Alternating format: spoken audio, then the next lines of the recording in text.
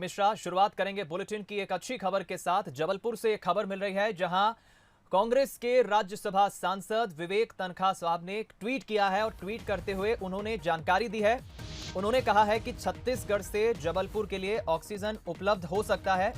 मैंने सीएम भूपेश बघेल से छत्तीसगढ़ से मदद की बात की है और सीएम भूपेश बघेल ने आश्वस्त किया है कि यदि मध्य प्रदेश शासन की तरफ से यानी शिवराज सरकार की तरफ से पहल होगी तो वो जबलपुर वासियों की मदद प्राथमिकता से करेंगे और जो खपत है जबलपुर को, जो आवश्यकता है ऑक्सीजन की, वो पूरी करेंगे।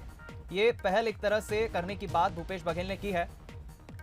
तो विवेक तनखा साहब ने ये ट्वीट अब से कुछ देर पहले, 1 घंटे पहले ट्वीट किया है। हम रुक करेंगे इस वक्त, खुद कांग्रेस के राज्यसभा सांसद विवेक तनखा साहब हमारे साथ फोन लाइन पर जुड़ गए हैं।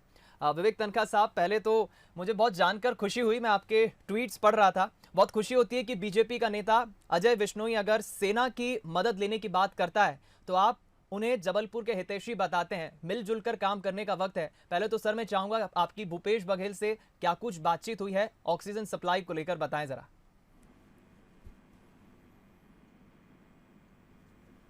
विवेक जी, सुन पा रहे हैं आप? लगता है हमारा संपर्क टूट गया। एक बार फिर हम कोशिश करेंगे विवेक तनखा साहब से बातचीत करने के लिए।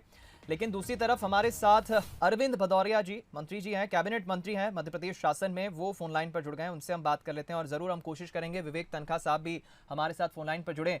अरविंद जी, कैसे देखते हैं आप? बहुत खूबसूरती है हमारे लोकतंत्र की ही।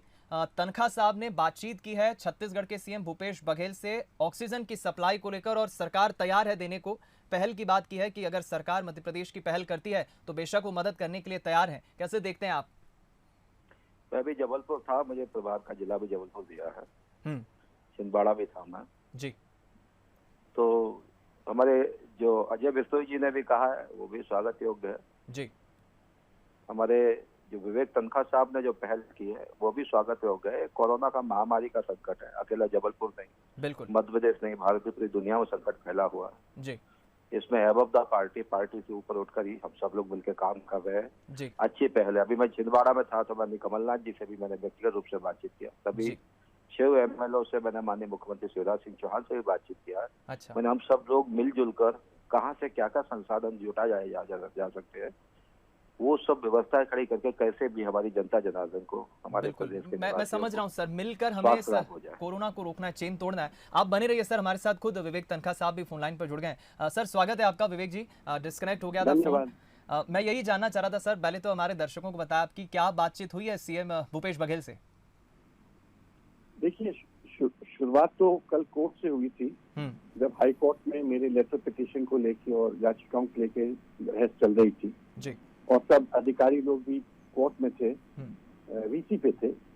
और जब चर्चा के दरमियान ये समझ आया कि ऑक्सीजन की कमी एक सबसे बड़ी इशू है, और जब मैंने पूछा कि भी ऑक्सीजन कहाँ से आ सकता है तो उन्होंने कहा महाराष्ट्र और गुजरात से आता था मगर अब बंद हो गया है या उनकी अपनी प्रॉब्लम है। तो मैंने कहा कहाँ से हमको मिल सकता है? तो कहने का हम लोग प्रयास कर रहे हैं, मगर आप भी प्रयास करेंगे तो शायद छत्तीसगढ़ से मिल सकता है।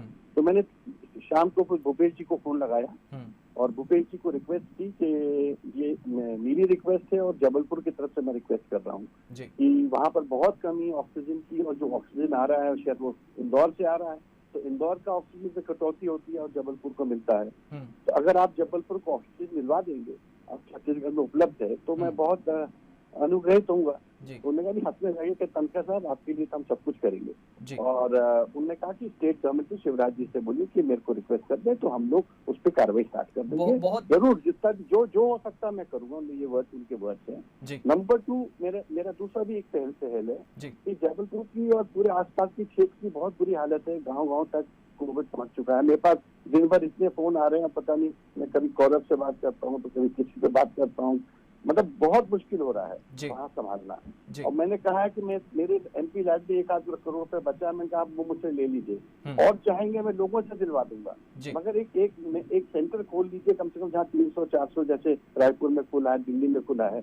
इन बेचारे कोविड पेशेंट तो दूर दराज से आएंगे क्योंकि आसपास के डिस्ट्रिक्ट में कोई व्यवस्था नहीं है। मुझे पता है मंडला, डिंडोरी, नरसिंहपुर, गांडेवारा, आसपास की कोई व्यवस्था नहीं है और सब बेचारे जबलपुर तरफ आ रहे हैं।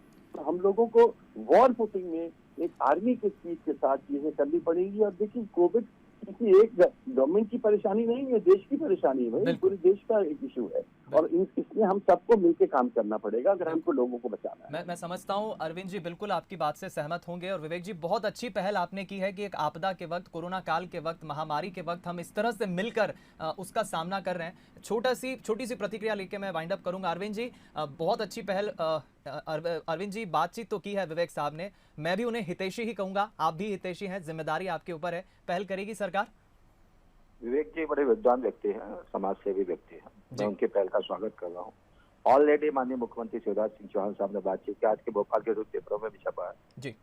हमको भिलाई से हमको बड़े मात्रा में ऑक्सीजन की सप्लाई होने वाली है जी। तो सरकार दृढ़ संकल्पित होके विवेक जी का लेके, माननीय कमलनाथ जी से कल मैंने फोन से बातचीत कर, मैं छिंदवाड़ा था 2 दिन, तो उनसे भी मैंने निवेदन किया। तो इस सब संकट में हम सब लोग मिलजुल कर इसका निदान करेंगे, क्योंकि ये पूरे हिंदुस्तान में, दुनिया भर का एक महामारी का संकट है। तो मैं विवेक जी की पहल का अंतर हृदय से स्वागत करता हूँ, उनका धन्यवाद भी देता हूँ। चलिए, आप दोनों का बहुत बहुत धन्यवाद। जी। चलिए विवेक जी, आपका भी बहुत धन्यवाद। अरविंद जी, आपका भी धन्यवाद। अरविंद जी विवेक जी को धन्यवाद दे रहे हैं। और आप यही देखिए, हमारे लोकतंत्र की खूबसूरती है कि जब एक महामारी, कोरोना काल जैसे विपदा के समय, आपदा के समय अगर किसी चीज की किल्लत है या जरूरत है, ऑक्सीजन की अगर किल्लत है, तो उसके लिए कांग्रेस के राज्यसभा सांसद विवेक तनखा साहब उसकी व्यवस्था के लिए बातचीत करते हैं, पहल करते हैं। अब बेशर्त वो किसी से भी बात करें, लेकिन पहल करते हैं। और जिससे पहल की यानी मांग की बात करते हैं, सामने की तरफ से भी प्रतिक्रिया अच्छी आती है। यही हमारे लोकतंत्र की खूबसूरती है। और सब मिलजुल कर, चाहे वो पक्ष के सत्ताधारी बीजेपी हो या फिर विपक्ष में बैठी कांग्रेस हो, कोशिश सभी की यही है कि इस महामारी को हमें खत्म करना है, ऑक्सीजन की कमी को हमें पूरा करना है।